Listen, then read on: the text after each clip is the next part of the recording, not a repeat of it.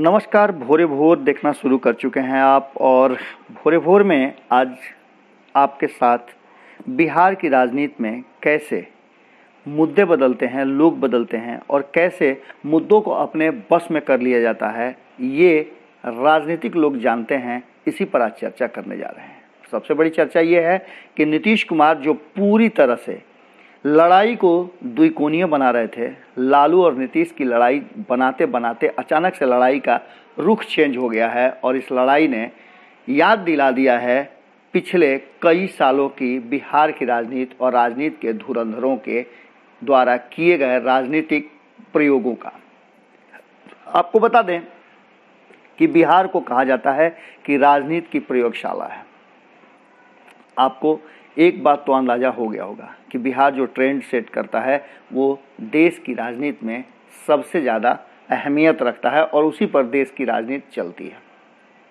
एक बार फिर से 2020 के विधानसभा चुनाव से पहले जिस तरह के माहौल खड़े हो गए हैं, उसमें लड़ाई अब ऐसा लगने लगा है कि त्रिकोणीय होगी या फिर नीतीश कुमार के लिए बहुत मुश्किल होने वाली है। और नीतीश कुमार की ही क्यों कहे, लड़ाई को मुश्किल तो निश्चित रूप से तेजस्वी यादव के लिए भी बना दिया गया है।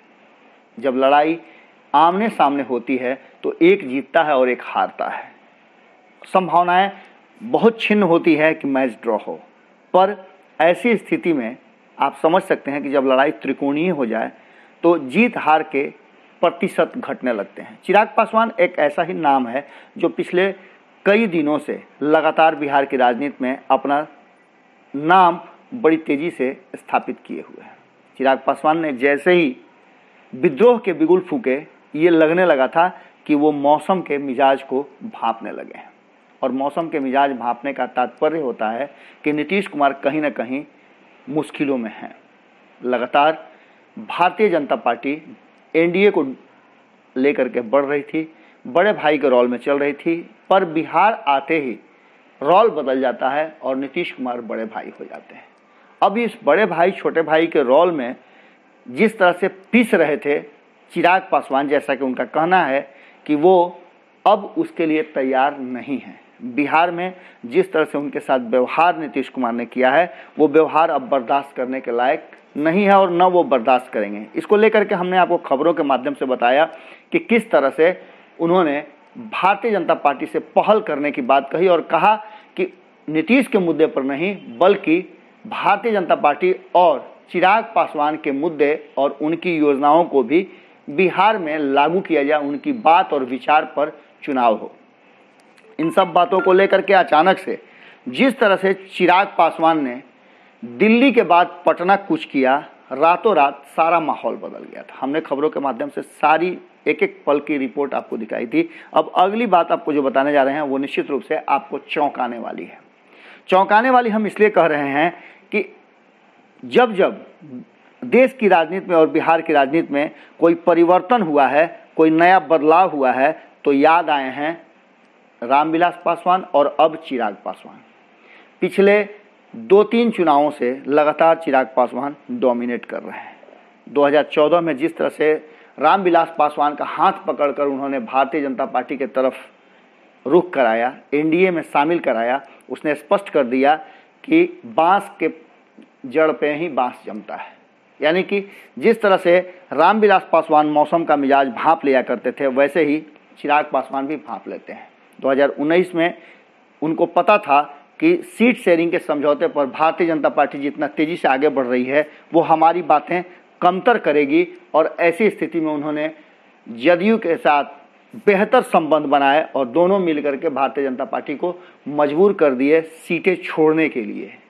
ये पहली घटना शायद इतिहास में होगी कि कोई भी जीती हुई सीट और एक नहीं, दो नहीं, 5-5 सीट छोड़ने के लिए तैयार हो जाए।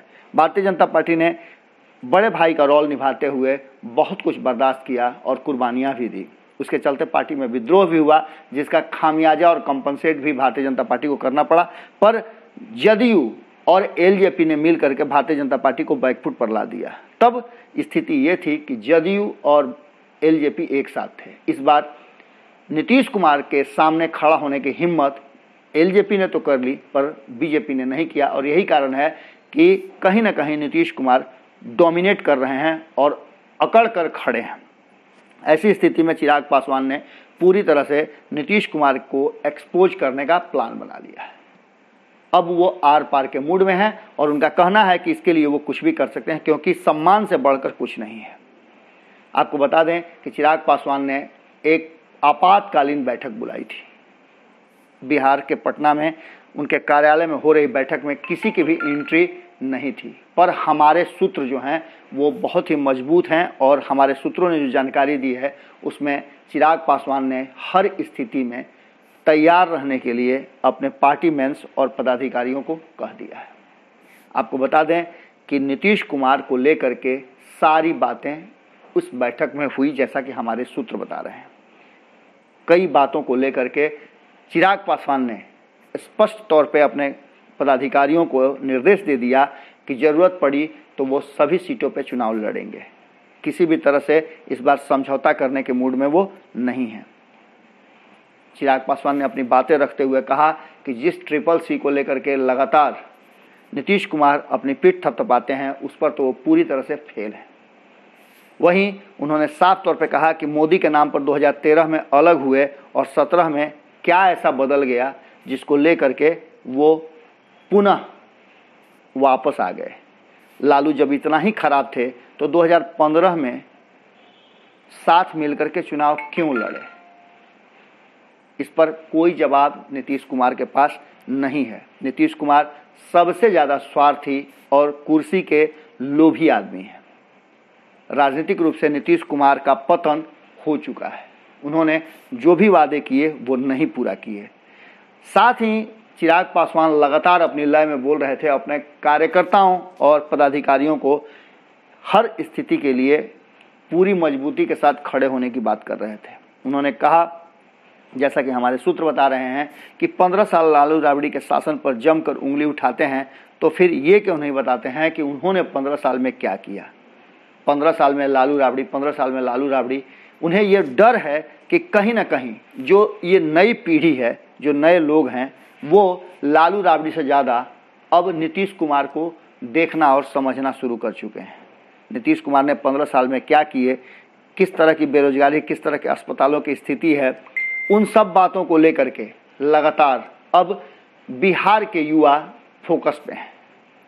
लालू प्रसाद के साथ भ्रष्टाचारी होने के आरोप के बावजूद 2013 से 17 के बीच तक साथ रहे।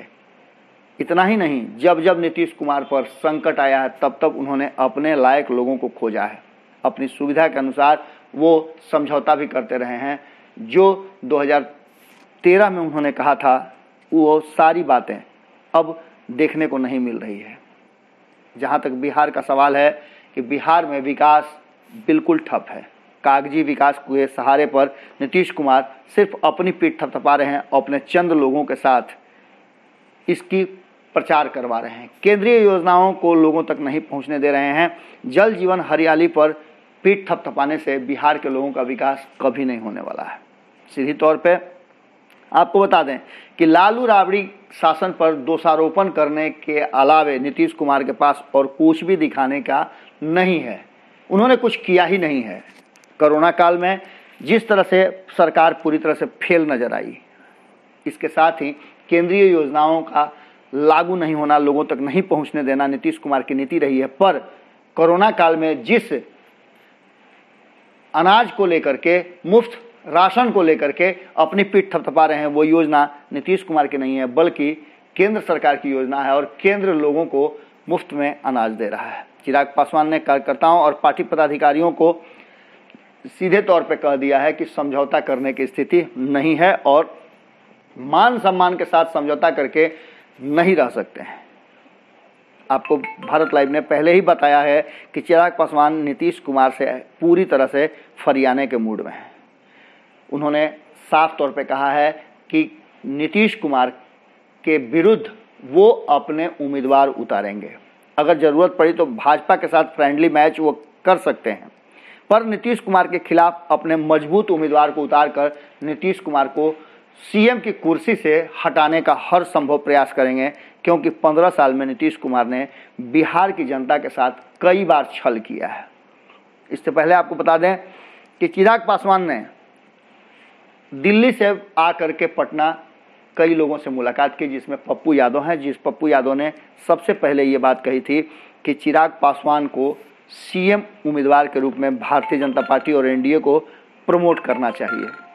इन सब बातों के बीच आपने एक चीज़ तो निश्चित रूप से देखा होगा कि किस तरह से नीतीश कुमार ने अपने क्षत्रपों को, अपने पंचरत्नों को चिराग पासवान के विरुद्ध उतार दिया है। बातें अब हद से निकलने लगी हैं और इसका नतीजा सीधे तौर पे ये देखने को मिल रहा है कि नीतीश कुमार की योजना जो आमने सामने टक्कर की थी, नीतीश वर्सेस लालू करने की थी, इस बार के 2020 के चुनाव में इस लड़ाई को कहीं ना कहीं चिराग पासवान छीनने की तैयारी में है। अगर नीतीश कुमार से इस लड़ाई को छीनने में वो कामयाब हो गए तो आप इतना तो ज़रूर समझ लीजिएगा कि आने वाला चुनाव नीतीश कुमार हों या फिर तेजस्वी यादव हों, दोनों के लिए बड़ा ही मुश्किल होने वाला है। क्योंकि अगर थर्ड फ्रंट बना और उसमें विक्षुब्धों की जमात जुट गई तो बिहार की जनता को जो लगातार विकल्प की तलाश कर रही थी, एक तीसरा विकल्प मिल जाएगा। और ये तीसरा विकल्प निश्चित रूप से आजमाने के लिए बिहार की जनता और खासकर युवा जो कि 60% वोटर हैं और संभावना है कि इस बार के चुनाव में उन्हीं का चलने वाला है, तो आप समझ लीजिए कि जो नीतीश की चिंताएं थी उस चिंताओं पर अमल भी हो सकता है। नीतीश कुमार लगातार चिंतित इस बात से हैं कि ये युवा वोटर क्या रिएक्ट करते हैं और किस तरह का डिसीजन लेते हैं। देखने वाली बात यह है कि चिराग पासवान आज हो सकता है कि कोई बड़ा फैसला कर दें, क्योंकि मीटिंग का दौर जारी है और इस मीटिंग के दौर में अंतिम फैसला अब तक मीडिया के सामने या स्पष्ट रूप से नहीं आया है। जैसे ही ये फैसला आएगा तो बिहार की राजनीति में एक बड़ा बवंडर या कहा जाए तो विकल्प दिख सकता है। जुड़े रहें भारत लाइव के साथ। अगर आपने हमारा चैनल सब्सक्राइब नहीं किया है तो आपको ज़रूर कर लेना चाहिए, क्योंकि अच्छी और सच्ची खबरें जो भीतर खाने से आती हैं इसी चैनल पर आपको प्राप्त होंगी, वो भी मुफ्त। नमस्कार। बढ़ाएं अपना कदम सक्सेस की ओर शिखर करियर इंस्टीट्यूट के साथ। शिखर करियर इंस्टीट्यूट पूर्वी भारत में एकमात्र कोचिंग संस्थान जो एक्सक्लूसिवली है मेडिकल एंट्रेंस एग्जाम के लिए।